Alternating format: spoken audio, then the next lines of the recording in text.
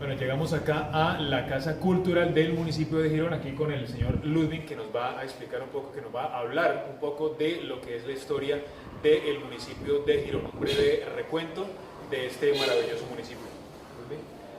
Muy buenas, bienvenidos a San Juan, antiguamente Villa de Ensueño, Villa de los Caballeros de San Juan de Girón, o simplemente San Juan de Girón, o como le decimos en Santander, Girón, a secas, al estilo santanderiano. Así es.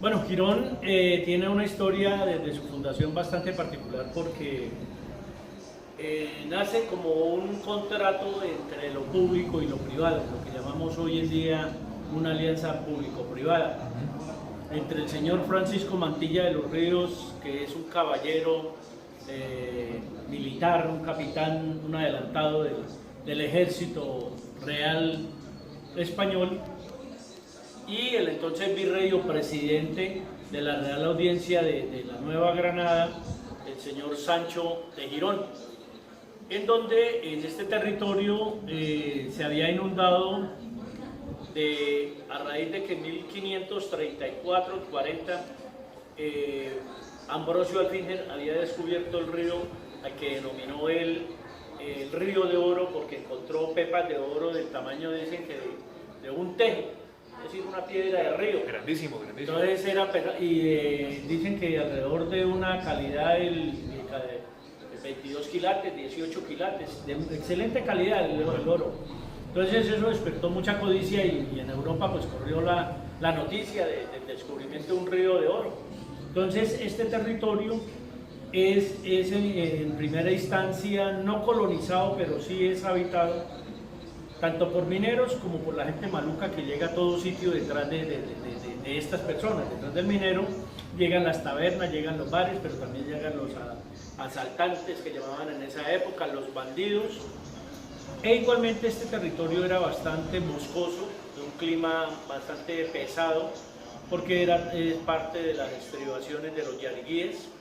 Entonces aquí también existía el pueblo yariguí. Sí. Era una tribu fue muy rebelde y muy reacia y atacó mucho a los españoles. De hecho, los españoles los llamaban los flecheros porque dicen que hacían unas flechas de 1 metro y metro y medio, 2 metros de largas, y a veces cuando disparaban, como iban en fila uno detrás de otro por los caminos, una flecha atravesaba 1, 2 o 3 ciudadanos españoles, entonces les tenían bastante miedo. Entonces este territorio era bastante fuerte, incontrolable. Entonces le proponen a Sancho, le dice Francisco Mantilla, dicen algunos cronistas y algunos historiadores que le propone recuperar este territorio y sobre todo le propone recuperar el oro del río para su majestad, que el oro se lo están robando, y el oro pues la mina, las esmeraldas, todo eso, todo lo que había en la tierra era del rey, entonces que estaban robando directamente a su majestad. Entonces con estos argumentos pues le dicen bueno y listo, y dicen los historiadores, los cronistas que digo mire, yo tengo a mi mando 400 hombres, yo me encargo de limpiar la zona, de colocarle un orden, de retirarlos, sacar corriendo a los indios flecheros, a los ladrones, y me encargo de recoger el oro. A cambio, en ese territorio usted me dejan gobernar y dejan que un heredero mío sea gobernante hasta que él fallezca y después pasa todo a ser de parte de su majestad. Entonces, listo. Sancho consultó con España y allá lo autorizaron y se hizo el contrato de hoy en día, en esa época llamaban capitulaciones. Sí.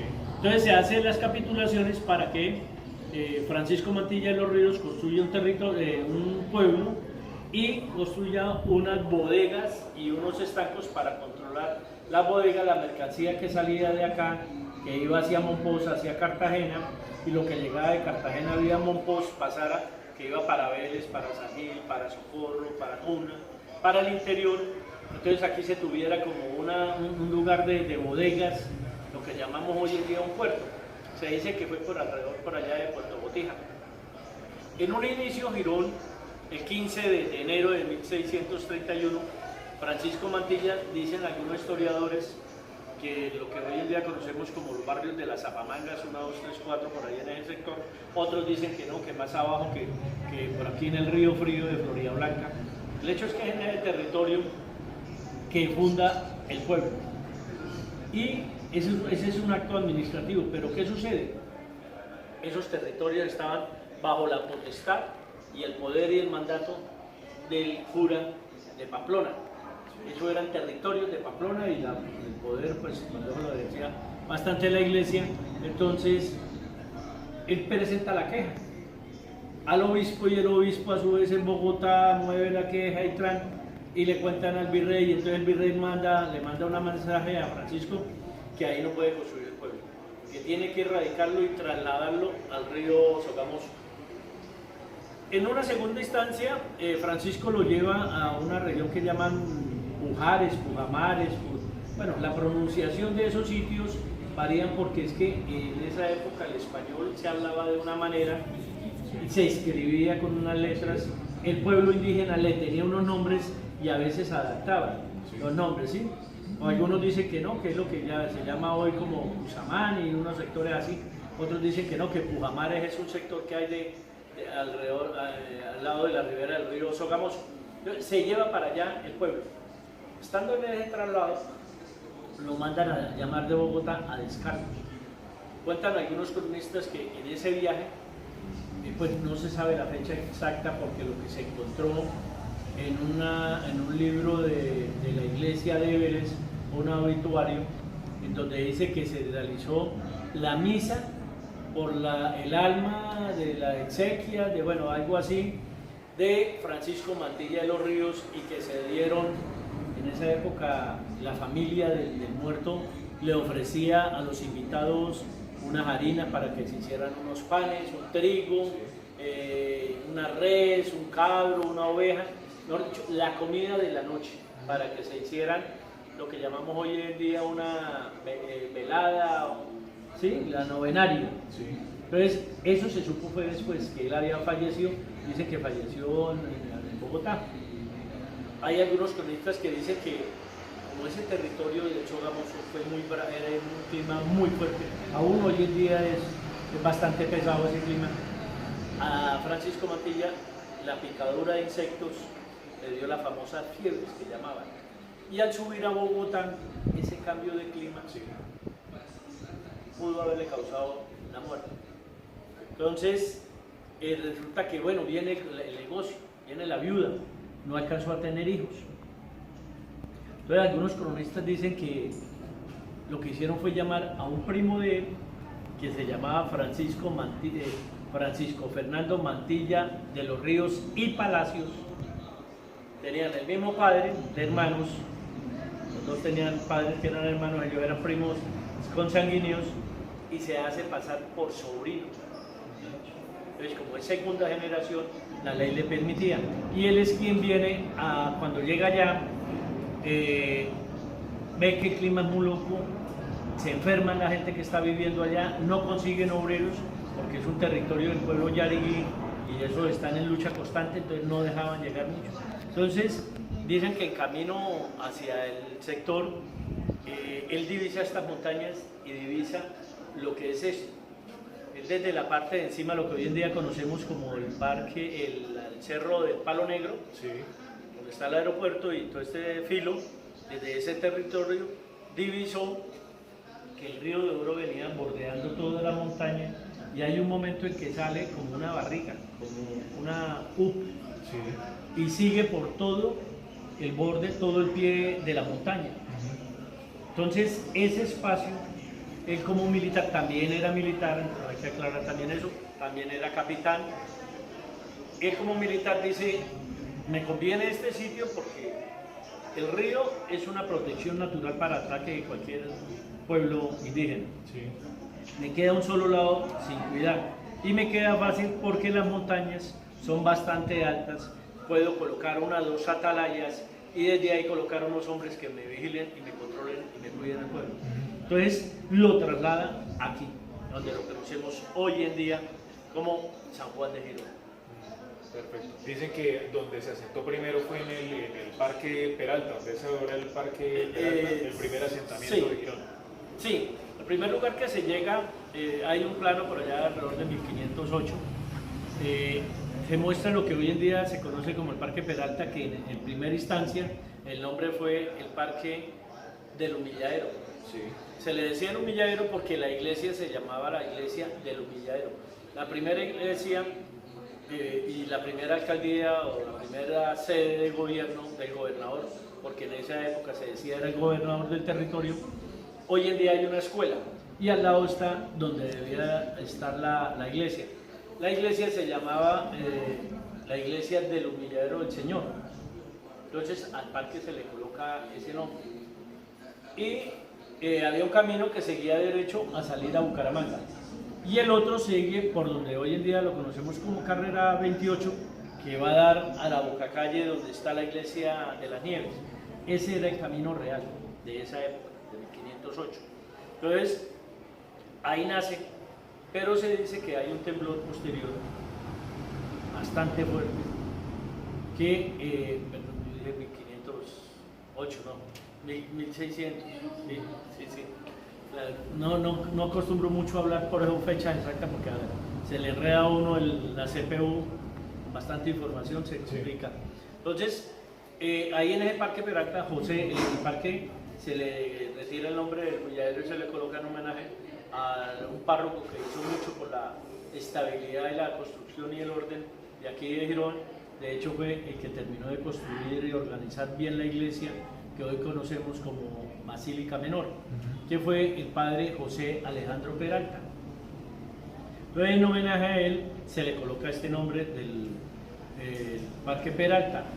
E inclusive hoy en día, el imaginario popular, los muchachos le dicen el Parque de los Enamorados o el Parque de los Novios, porque es muy visitado por parejas, por familias, de todas maneras, un lugar muy tranquilo,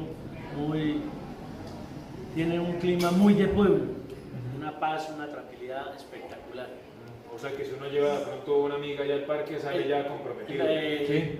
Bueno, no tanto porque también depende de la labia.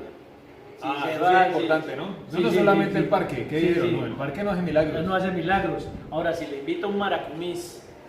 Oiga el dato, ¿no? Un maracumís es un postre que se inventó doña Clotilde, una señora por allá alrededor de principios del 2000. Dicen la anécdota, cuenta que estaba él ya un día de vacaciones, estaban los zurrones, nosotros no le decimos hijos, hijas, el niño, la niña, sino los zurrones. Los zurrones, bueno, hay una serie de nombres, ahora de los nombro, que le da con cariño los papás a sus hijos. Entonces estaban todos muérganos, también es otro nombre, estaban los zurrones y los muérganos ahí. Santanderanos 100%. Y ahora ellos no molestan, no son inquietos, ellos joden, y es arrecho, y se arrechan. Eso, todo. Así es. ¿Sí? Entonces estaban esos chinos todos tampoco tienen abuelita, ¿no? Nosotros no tenemos abuelas, sino el nono y nona, o el papá señor o la mamá señora. Son los términos que en Santander tenemos. Lo de nona y nono es una parte que nos quedó de la migración de italianos acá a Santander. Santander por eso tiene una manera de hablar y de decir las cosas muy particular, diferente al resto de Colombia, porque ha sido un centro de fusión y de mezcla de idiomas y de pueblos, sí. De italianos, daneses, belgas, alemanes, poco inglés, bastante francés y de Europa.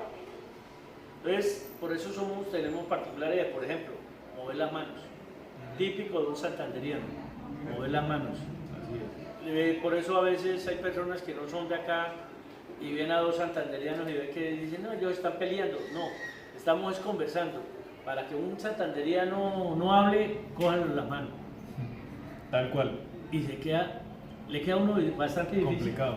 Bastante difícil, sí. Entonces estaba la nona Clotilde con todos los zurrones ahí molestando y y que el uno quería nona, que yo quiero helado, que nona, que yo tengo hambre, que nona, que está haciendo calor, que yo quiero, y se fue y miró en la nevera.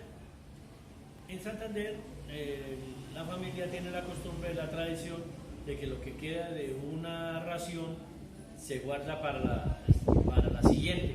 Lo que queda del desayuno se puede guardar para el almuerzo o para la comida, y lo del almuerzo se puede guardar para el otro día. Entonces, por ejemplo, a ellos les había quedado del almuerzo y de la cena, de la comida, nosotros no cenamos, comemos jugo, y lo guardaron en la nevera. La costumbre que tiene es que con ese jugo se hacen los helados, colocan allá y ya hay helado para todos los zurrones. Ajá.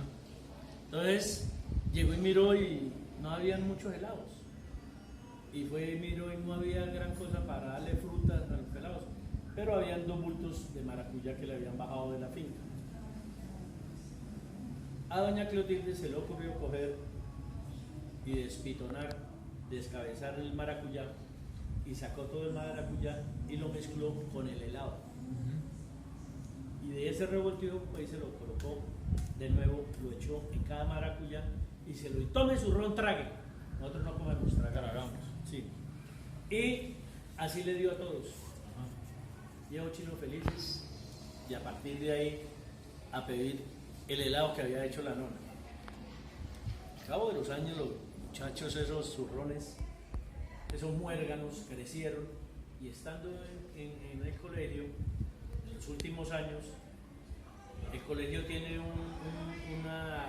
acuerdo con el SENA de educarlos y capacitarlos en algo como emprendimiento, como creación de empresa y eso, que llamaban en esa época, y colocaron un concurso que trajera un producto nuevo, que fuera innovador, que fuera ecológico y que tuviera que ver con la región. Sí. Entonces ya los muérganos esos habían crecido, entonces ya eran los muchachos. Entonces se le ocurrió hacer lo que la nona, el helado de la nona, pero le cambiaron algunas cosas. Por ejemplo, maracuyá sigue siendo el mismo sistema y todo, pero a ellos les daba pena traer helado de casero. Entonces compraron crema de helado y le agregaron unos ingredientes. Total, participaron en el concurso y barrieron con todo. Habían unas condiciones, unos requisitos que 5, 10, 20, 30, 50 personas compraran el producto, el que más vendiera ganaba. Y ellos vendieron más de 300. La idea era nomás 50. Buenísimo. Barrieron, entonces se ganaron, y a partir de ahí esos muchachos montan lo que hoy en día. Bueno, entonces empiezan a decir, bueno, pero ¿qué nombre le colocamos? Helado de maracuyá, no, pero es que lleva también helado del otro. Entonces, por fin se les ocurrió lo de mix y quedó Manacumix. Y está ahí en el Parque Peralta. Esa es una de las gastronomías típicas que tiene Girón. Sí. Otra es el helado de palito o helado casero, lo que le dice de palito, y que es famoso por ser helado de yuca, helado de papa, helado de aguacate, helado de corozo, helado de maíz, helado de cerveza, de frijol, Helado de cerveza. helado de cerveza, helado de frijol y helado de ajo. Ah, sí, eso no es solamente para la ensalada ni nada de esas cosas, eso es heladito también se hace. Y lo más asombroso, uno dice, no, es el helado que más le gusta al extranjero. Lo que pasa es que nosotros aquí en Colombia poco utilizamos el ajo en nuestro condimento, como condimento. Sí, lo utilizamos poco, pero no estamos acostumbrados. En Europa, en el norte de América, el ajo sí es un condimento que da mucho, y es normal. Y les encanta mucho el helado de ajo, es de los que más se vende, igual el de aguacate. Vea pues. Cuando vienen los grupos de amigos paisas, el que se agota es el helado de frijol. Sí. La especialidad, son felices. Comiendo un frijolito. Sí, en porque helado. tampoco lo hay allá en Antioquia. ¿Sí? Claro. Esos dos productos son, el uno es postre y el otro es helado, de lo típico de Girón acá. Bueno, retomemos la parte histórica. Entonces, alrededor de 1530 38 llega acá, entonces ya el pueblo y se radica aquí y se estabiliza. Posteriormente, finalizando, hay un temblor muy fuerte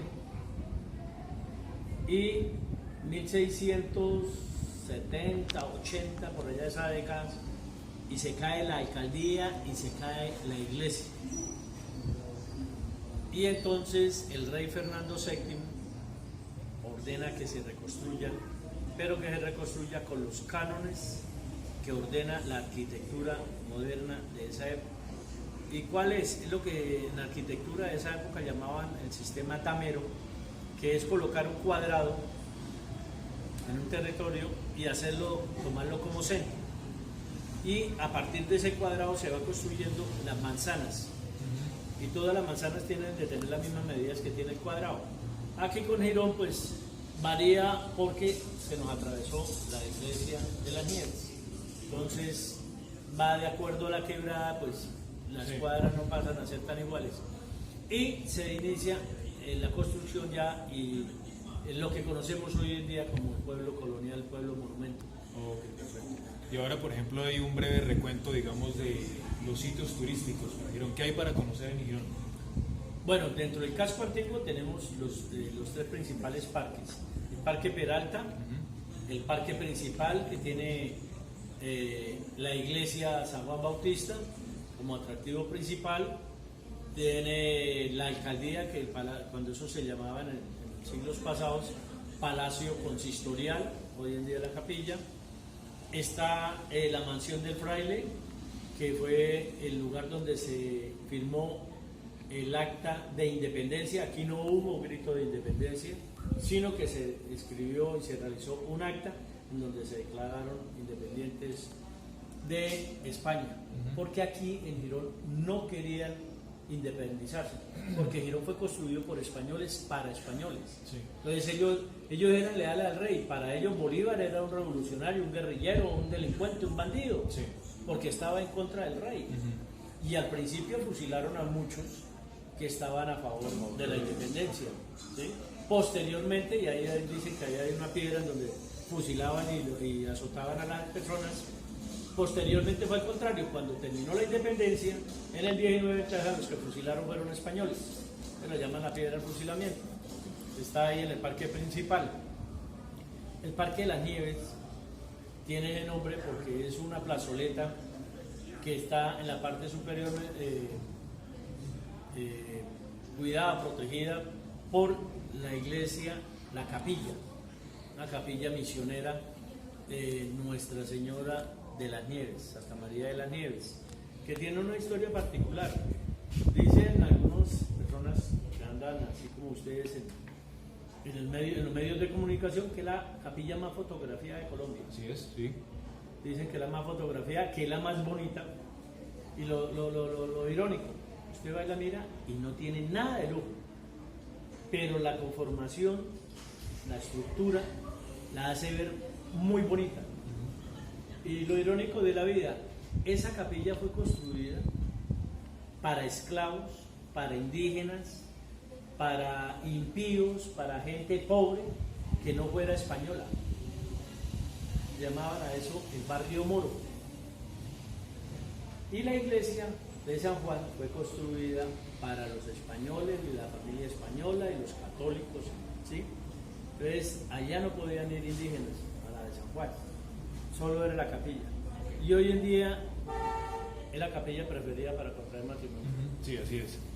Donde la iglesia también la capilla que más matrimonios tiene, porque usted llega a las 8 de la mañana, a las 6 de la mañana y hay gente casándose.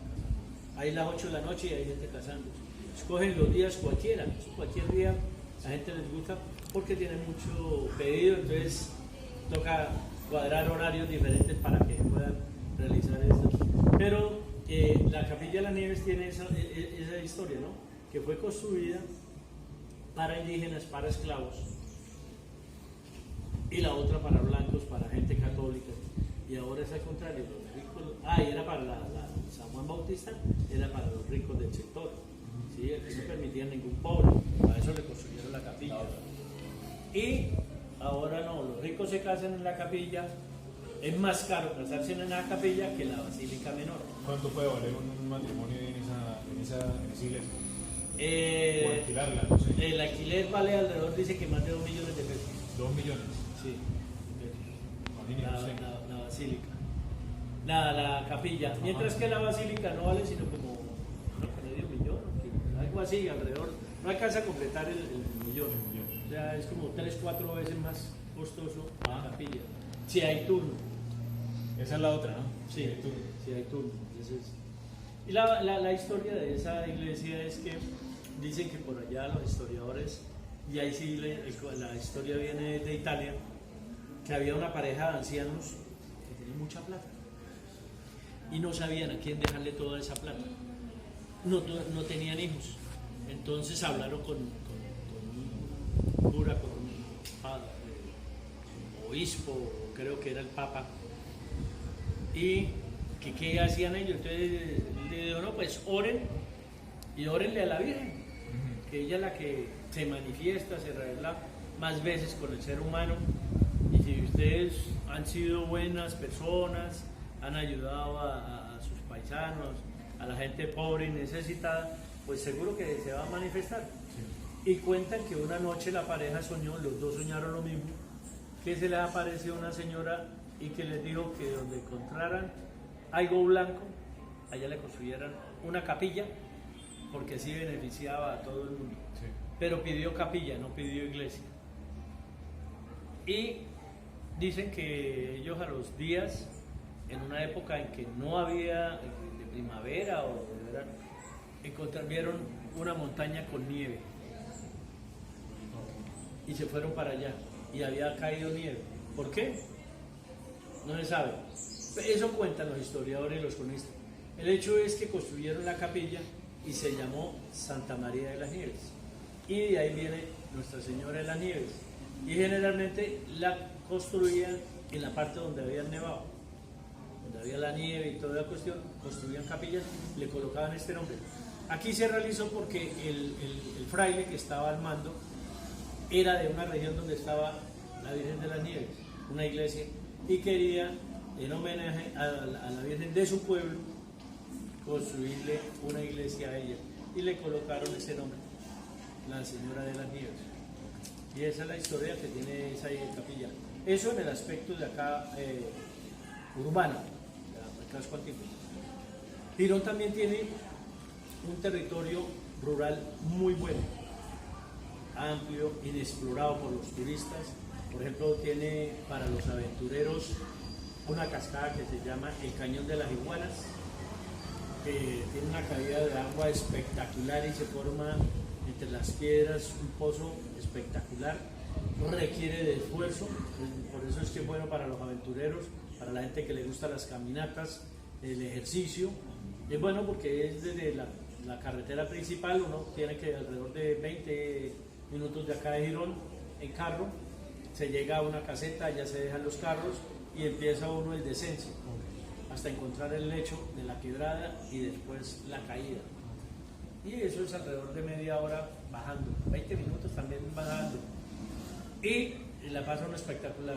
Lo otro, lo que se está haciendo en Motoso, la vereda de Motoso, San Rafael, Angulo y Altamira.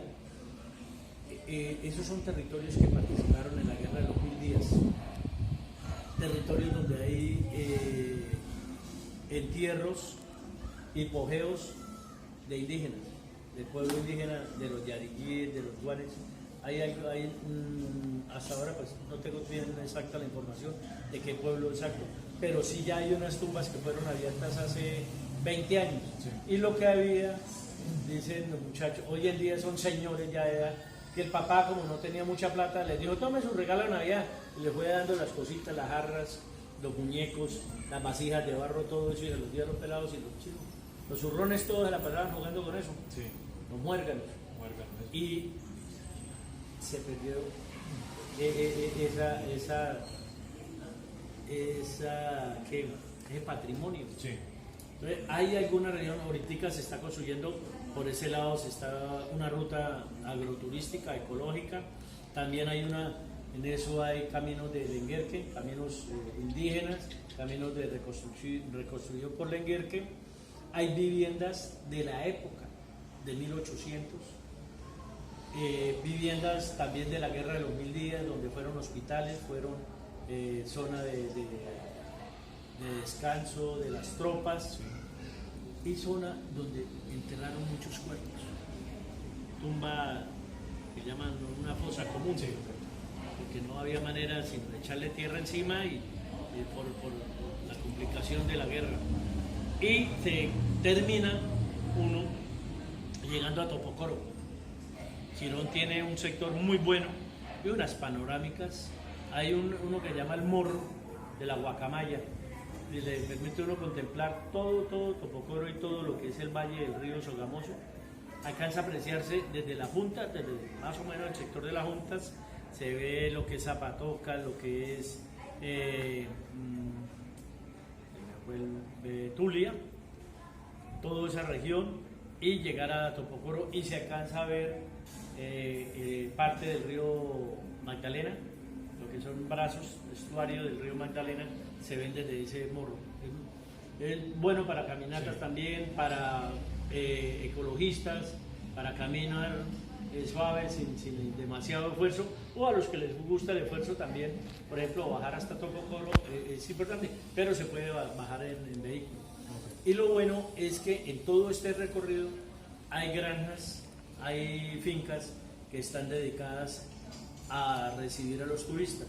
Aquí encontramos granjas, por ejemplo, con siembra de guanábana.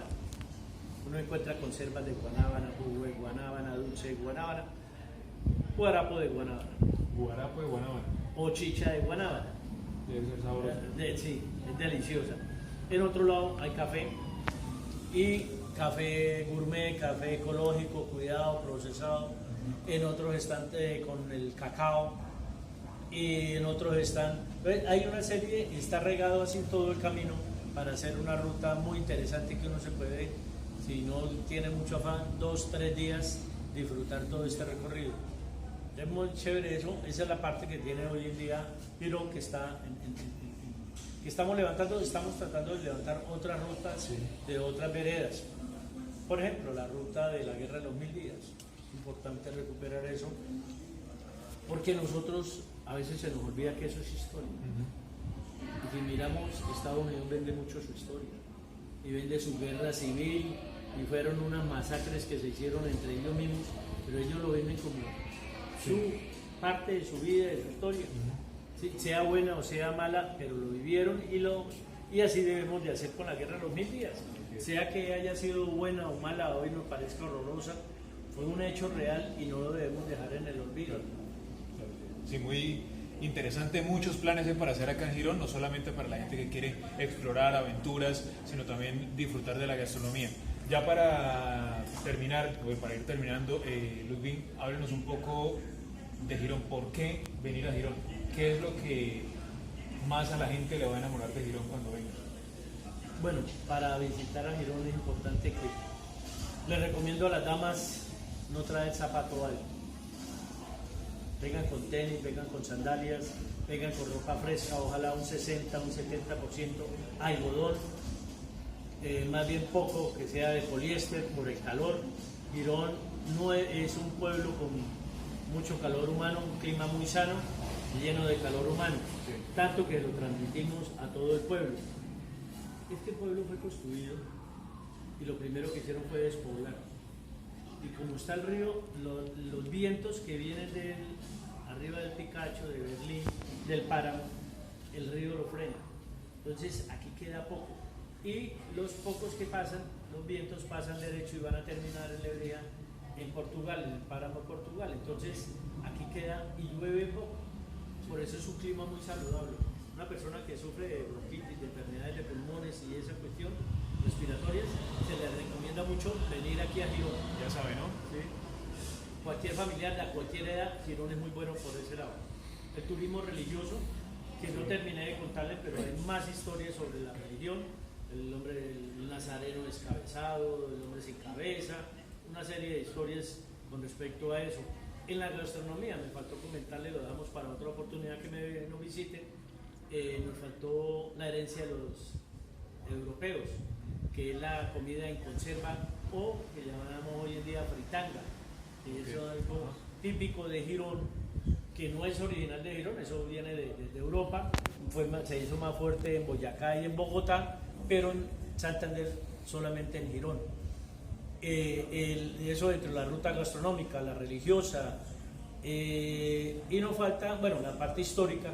Por ejemplo, no les alcancé a contar toda la historia de la mansión del fraile, que es de las primeras viviendas que hubo en Girón, la importancia, todo esto nos llevaría alrededor de unas 3-4 horas conversar más. Entonces los invito a que más bien vengan y nos visitan acá a Girón, y con gusto lo vivimos, que es lo más importante, vivir la experiencia de estar en Girón. Definitivamente un sitio mágico en Girón, así que todos cordialmente invitados para que vengan aquí a Girón, Patrimonio Nacional. Así que súper pendientes, que ya pues vamos a estar haciendo otro recorrido más por este bello municipio. Así que pilas pues.